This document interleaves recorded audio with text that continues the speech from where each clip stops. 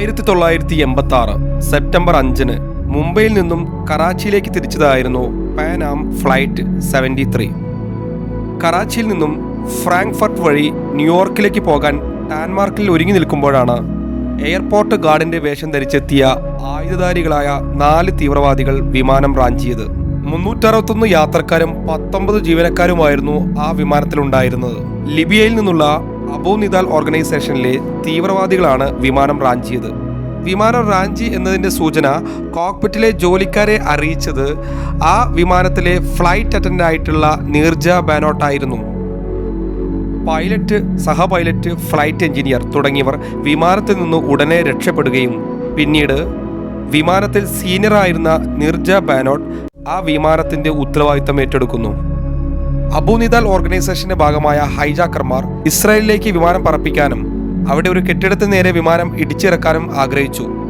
എന്നാൽ കോക്പിറ്റിലെ ജീവനക്കാർ രക്ഷപ്പെട്ടതിനാൽ അത് സാധ്യമായില്ല. അമേരിക്കക്കാരനാണെന്ന് മനസ്സിലാക്കിയ ഒരു യാത്രക്കാരനെ തീവ്രവാദികൾ വെടിവെച്ചു കൊല്ലുന്നു. മാത്രമല്ല, ഏതൊക്കെ യാത്രക്കാരാണ് അമേരിക്കക്കാർ എന്ന് തിരിച്ചറിയാനായിട്ട് തീവ്രവാദികൾ എല്ലാവരുടെയും പാസ്പോർട്ട് വാങ്ങിത്തരാൻ നീർജ ബാനോട്ടിനോട് ആവശ്യപ്പെടുന്നു.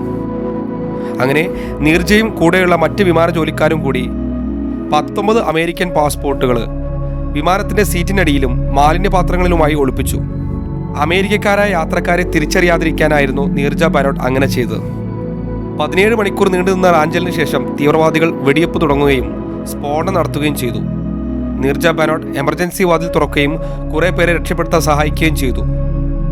അവൾക്ക് ആദ്യം രക്ഷപ്പെടാമായിരുന്നു, എന്നിട്ടും അത് വേണ്ടെന്ന് തീരുമാനിച്ചു. പകരം അവൾ യാത്രക്കാരെ രക്ഷപ്പെടാൻ സഹായിച്ചു. 3 കുട്ടികൾക്ക് വെടിയേൽക്കാതെ മറയായി നിന്നുകൊണ്ട് തീവ്രവാദികളുടെ വെടിയേറ്റ് അവർ രക്തസാക്ഷിയായി.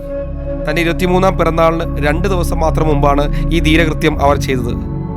സ്വന്തം ജീവൻ ബലിയർപ്പിച്ച് ആ യാത്രക്കാരെ രക്ഷപ്പെടുത്തിയ നീർജ ബാനോട്ടിന് രാജ്യം ഇന്ത്യയിലെ ഏറ്റവും പീസ് ടൈം ഗാലൻട്രി അവാർഡായിട്ടുള്ള അശോക ചക്ര നൽകി ആദരിച്ചു.